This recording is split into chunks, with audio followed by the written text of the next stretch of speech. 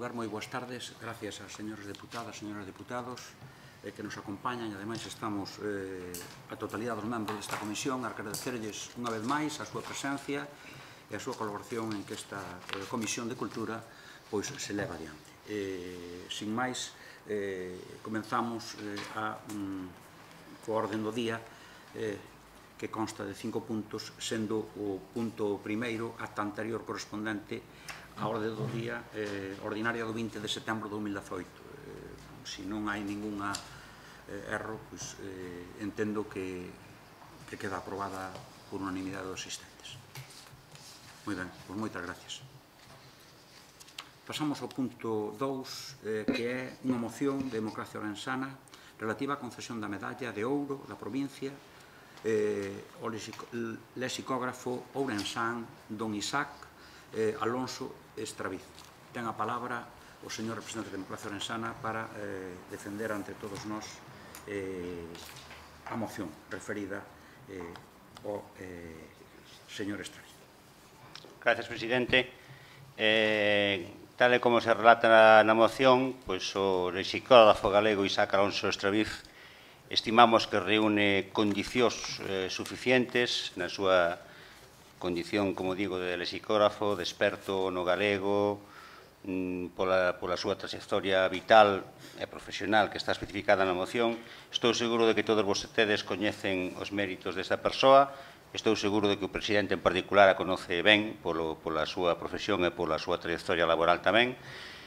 Sencillamente, vou a ler a proposta, que é que a Deputación de Ourense lle conceda a medalla de ouro da provincia a esta persona, este lexicógrafo ourensán, Isaac Alonso Estraviz, natural de Vilaseca, Trasmiras, nacido no ano 1935. Estimamos que a enorme labor desta persoa non foi recoñecida de xeito suficiente polas institucións públicas e esta é unha estupenda ocasión para facelo de toda a xusticia. Nada máis, gracias. Algún membro dos grupos? Sí, ten a palabra don Ramiro Lanza. Gracias, señor presidente. Outra vez, boa tarde a todas e a todos. Nos vamos a apoiar xa esta solicitude que plantea a Democracia Ourensana. Estamos totalmente de acordo no plantexamento que se fai. Pensamos que Isaac Alonso Estraviz efectivamente reúne todos os méritos para recibir esta medalla de ouro, por a súa inxente labor, por todo o traballo que leva desenvolvido, fundamentalmente co seu diccionario, que é unha referencia e unha obra mastodóntica e unha obra que pensamos que fai unha gran aportación ao noso idioma. Il é un encendido e un firme defensor do reintegracionismo. É outro limiao sobranceiro e importante. Entonces, nos agardamos que esta proposta sea tida en conta polo grupo de goberno, que ao final é o que ten a responsabilidade e a maioría para aprobala, e que sea tratada con toda a importancia que merece, porque desde logo non lle falta méritos, todo o contrario, a Isaac Alonso Estraviz para recibir esta medalla. Nos vamos a votar xa a favor. Moitas gracias.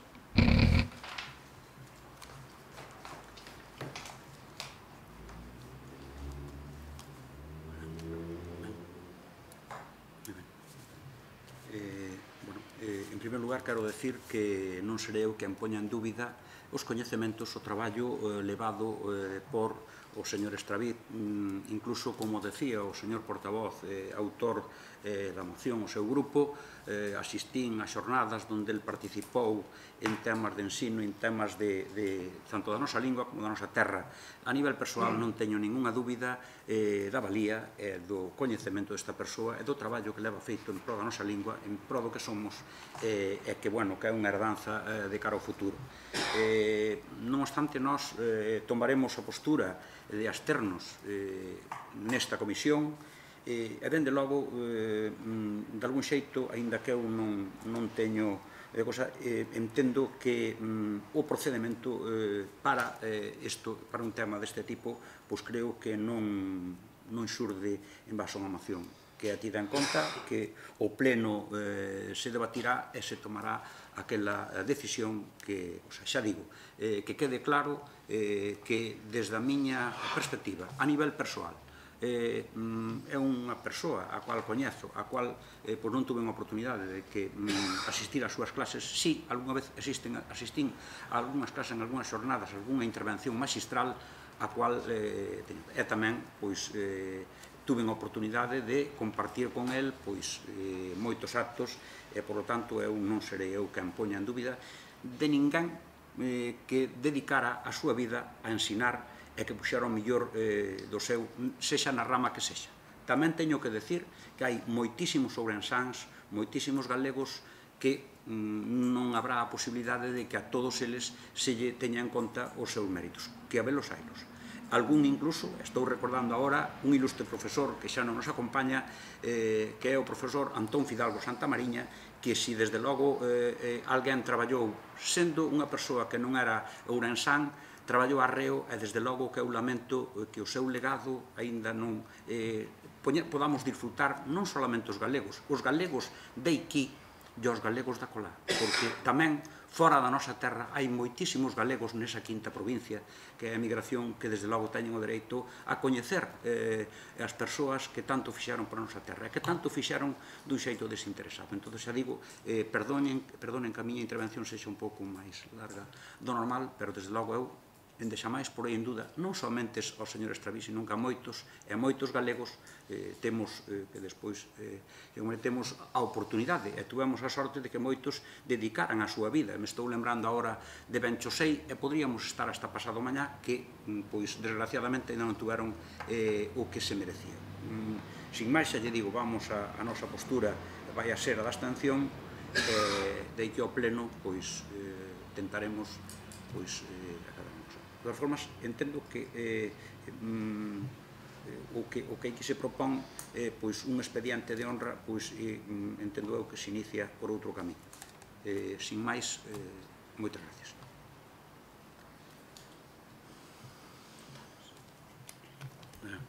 Votación. Perdón, perdón, por favor. No, sencillamente, xa que fixo vostede unha referencia a Antón Fidalgo Santamariña, que conocín e tratei e tuve moitas conversas con ele, un gran antropólogo. Bueno, efectivamente, coincidir co seu análisis de que pode haber moitísima máis xente que mereza os meirandes honores por parte desa Diputación. No caso concreto del, o mellor tamén, aunque o seu traballo era máis ben no ámbito da antropoloxía galega en xeral, máis que de ourensana en particular, non? Pero sí, a escribirme esa valoración que fai vostede da figura dese antropólogo coñecido e querido, que nos deixou fai uns anos por mor dunha enfermedade, sencillamente facer ese apunte. Gracias. Perdón, permítame a licencia de volver a intervir, decirlle que, desde logo, eu entendo que donde máis traballou, efectivamente, traballou en moitísimas, en toda Galicia, en toda cosa, pero eu quero pensar, o meu coñecemento, que onde dedicou máis tempo da súa vida, foi profesor da universidade, a min tuve a sorte de que fora profesor en dúas, en educación social e en psicopedagogía, e desde logo eu entendo que era unha verdadeira enciclopedia, pero desde logo donde máis intensificou a súa labor, baixo o meu punto de vista, foi en Ourense, e precisamente ustedes sabe que perfectamente que ten un libro sobre os afiadores, ten máis dun libro sobre os afiadores, pero foi os afiadores, foi os oficios, foi todo o que ten que ver ca nosa terra, que estudou en profundidade, non solamente a labor de investigación por o que vostede decía, sino que investigou a fondo e fixo de moitos concellos, non de todos, de moitos concellos, de concellos da Ribeira Sacra, de concellos de Xinzo, de todos os sitios, foi un estudoso en profundidade. Dedicou a súa vida tamén ao estudo. Entón, bueno, eu entendo que fixen un comentario que tampouco tal, que máis ao mellor é por eso, por a miña relación con el, porque compartín moitos días, moitas horas, e desde logo aprendendo moitísimo sempre del, porque desde logo foi un honor para min e unha sorte, unha verdadeira enciclopedia de coñecemento. Por certo que foi presidente do Ateneo e tamén tuvo a súa labor nese aí. Sí, efectivamente, tamén foi presidente. Bueno, pois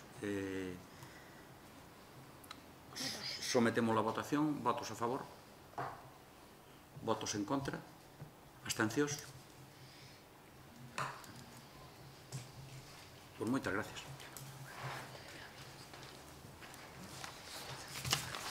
pasamos ao punto seguinte, que é moción do BNG para a dignificación e a divulgación integral da obra de Castelao. Ten a palabra o señor deputado do BNG. Moitas gracias, señor presidente. Ben, esta moción ven a raíz de que, seguro que como todos vostedes xa saben, desde o pasado día 3 de outubro esta obra de referencia está no noso país temporalmente. Houve certa polémica a raíz do recibimento ou da intervención do presidente da Xunta no recibimento deste cadro. Entón, ben, nós queríamos aproveitar esta coyuntura de que precisamente a obra está exposta e está no país para dúas cousas. En primeiro lugar, que o Pleno da Diputación inste ao Goberno da Xunta a emprender todas as xestións oportunas para a adquisición do cadro, a derradeira elección do mestre, así como a súa casa natal no Concello de Rianxo. E, en segundo lugar, que o Pleno da Diputación inste ao Goberno galego a divulgar o coñecemento da multifacética obra de Castelao e o seu pensamento a través do sistema educativo, os medios de comunicación públicos e plataformas digitais, sen censura, ocultación nin manipulación. Moitas gracias. Intervención de algún outro grupo?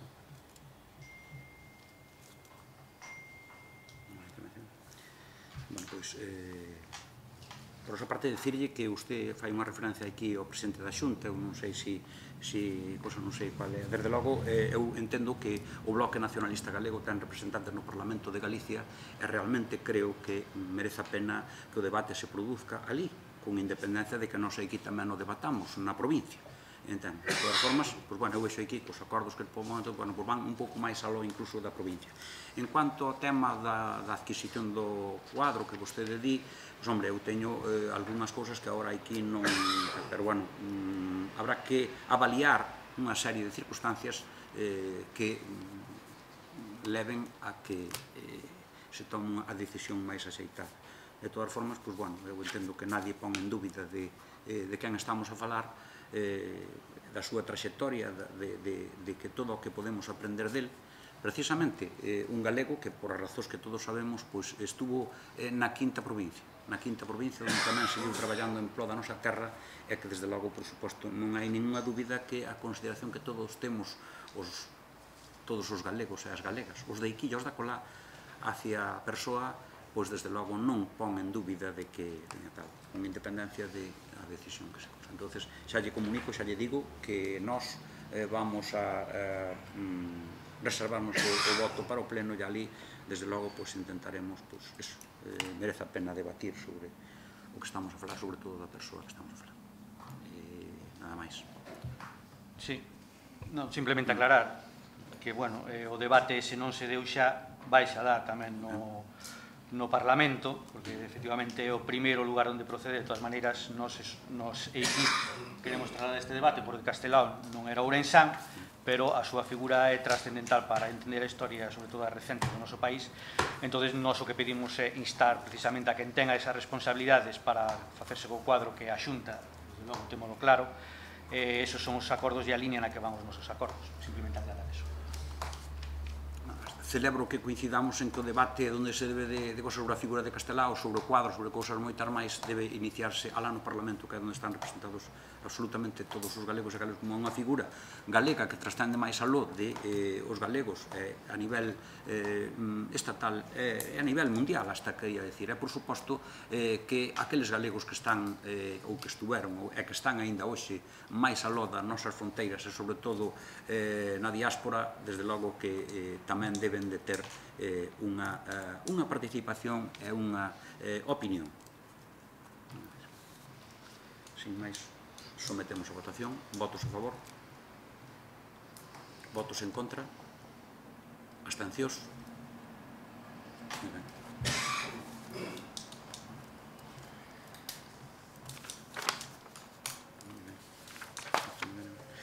Permítanme, antes de pasar ao turno de preguntas, apuntar algo que creo que é do interés dos señores deputados e deputadas. En primeiro lugar, decirles que todos vostedes saben que está en fase de adhesión a medalla que todos vostedes, igual que nós, pois decidimos a concesión da medalla de iniciar o expediente a don Alixo Rivas. Entonces, decirlo, que xa o sei, que todos ustedes teñen coñecemento, aseguro que todos vostedes xa se adheriron á concesión da medalla. Decirlle que, desde logo, eu vou facer todo o posible para que esas adhesións sexan as máis posibles, porque realmente estamos a falar de don Alixo Rivas Quintas, desde logo unha figura excepcional que pariu, que deu a nosa terra e que tamén tanto leva traballado por ela e sigue facendo. Entón, bueno, sencillamente esa comunicación. Despois tamén decirlles que todos vostedes, porque así apareceu reflexado nos medios de comunicación, a Deputación de Ourense asume a organización do Festival de Cine. Mañá, Dios mediante, confío en que a Xunta de Goberno aprobe as bases do festival.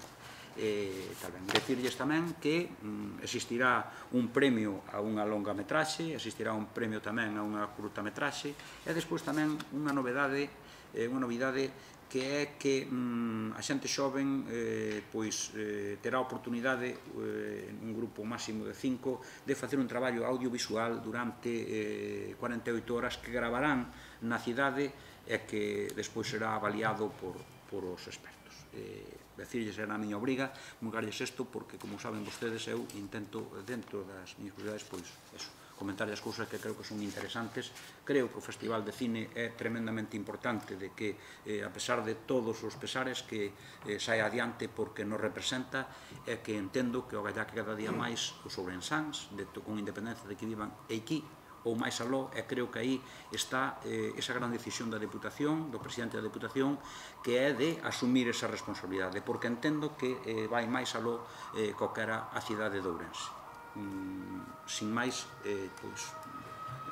estou encantado en comunicarlles eso, e ademais síntome moi ledo en comunicarlles. E pasamos, sin máis, ao turno de rogas e preguntos que teñen a oportunidade os señores deputados e deputadas de facer aqueles que consideren oportunos.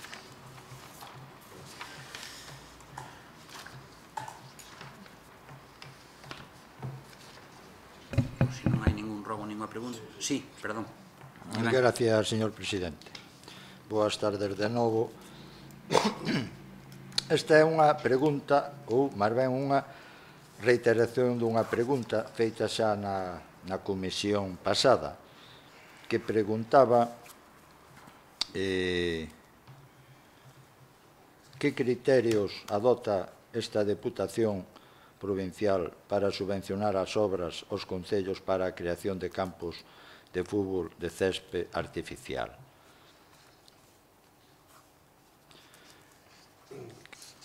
A contestación que se me deu do presidente da comisión, que é vostede, que se me dará a oportuna contestación por escrito. Eu non digo que pasara moito tempo, pero, bueno, seguimos á espera. Gracias. Lamento se ainda non lle chegou a resposta, espero que antes da próxima comisión se lle dé a resposta. Como non pode ser outro xeito, a miña obriga é de respostar aos señores concelleiros. Recabarei o de as cousas e terá a resposta, como non pode ser outro xeito. Sí. Bueno, boas tardes a todos. Como falou do Festival de Cine, vénseme a min a cabeza de que o ano pasado a Mancomunidade de Verín ou o Concello de Verín había solicitado unha subvención para o Festival de Curtos que se celebra en Verín. Parece ser que había un compromiso do presidente de dar unha subvención. A día de hoxe non recibiron nada, agora estáse organizando outro. Teñen pensado darlle a subvención do ano pasado, a que en principio se comprometía o presidente, cando sería, se é que hai algunha novedade sobre eso, se lle vai dar ou non. Tamén se este ano teñen pensado prestar o apoio desde a Diputación. Terá a resposta, como non pode ser de outro xeito, terá a resposta vostede. Algún rogo, alguna pregunta máis? Sí, non habrá. Sencillamente outro día, falando do Festival de Cine, o presidente fixo unhas declaracións na prensa na que decía que para promocionar o Festival de Cine non habería límite presupuestario ou algo así, entendín. Gustaríanos que nos dera unha resposta por escrito acerca de que significa exactamente eso que dixo o presidente nos medios, que non había límite presupuestario para o Festival de Cine. Que sentido hai que darlle a esas palabras do presidente? Se nos poden responder por escrito, gracias. Eu non vou respostar, evidentemente, o que tratará que ser o señor presidente. De todas formas, eu creo que agora que precisamente acabase de tomar a decisión de que a filosofía volva a formar parte dos estudios, o cual eu entendo que sí, que non está mal, sobre todo porque a filosofía influye moito nos valores, vostede sabe, un coñecemento dos valores. Entón, por tanto, ese significado, para min ten un significado.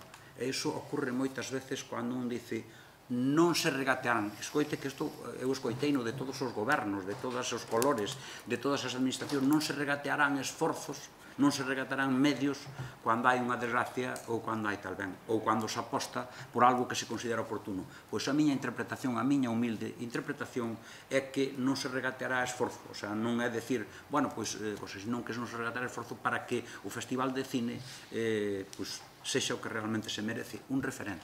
Para que sexa un referente hai que tomar decisións, e decisións, pois eso, o sea, se decimos que queremos facer un festival de cine que realmente sexa un referente, non se pode pretender sacar adiante pois con unha cantidad irrisoria. Entón, eso que hago limitados, eso non, porque, mire, xa vou dicir, ten un límite. O orzamento da Deputación é o que é. Por lo tanto, mire, se ten un límite. Aquí usted sabe moitísimo de matemáticas, sabe que hai cousas que teñen un límite e cousas que non a teñen. A filosofía posiblemente non teña límites porque queda a interpretación de cada quen. Así, cada un interpretou aos filósofos como cría. Nunca terá unha contestación que satisfaga ou que, por lo menos, que todos estén de acordo. Por tanto, eu entendo o sentido que é ese. Que seguro que podo estar equivocado. Xa digo que podría dar resposta se sería o señor presidente que foi que me dixo. Eu entendo que vostede o interpreta entonces como un recurso literario, non?